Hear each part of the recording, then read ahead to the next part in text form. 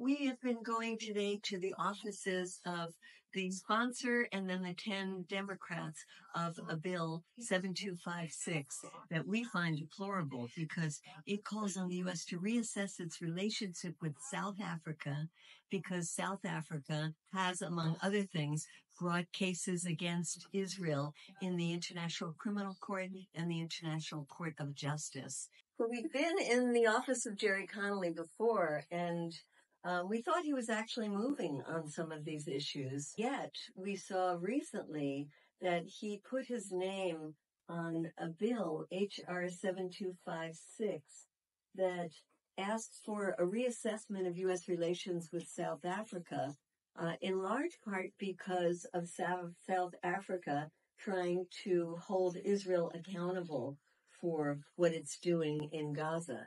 And we find that absolutely deplorable.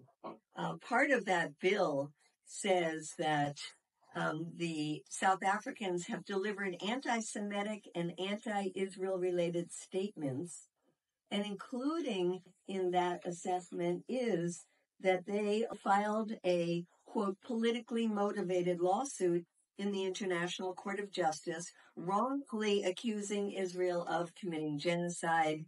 And it is the sense of Congress, this bill says, that the South Africa's foreign policies have long ceased to reflect a sense of non-alignment and therefore undermine U.S. national security and foreign policy interests.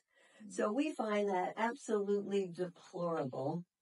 And we also want to talk about the close ties that South Africa has had with Palestine over the years. South Africa has really strong ties to Palestine, and Israel even provided weapon systems to South Africa's apartheid government and maintained secret military ties up until the mid-1980s. Very shameful. And the South African people have had deep ties to the Palestinian cause as well.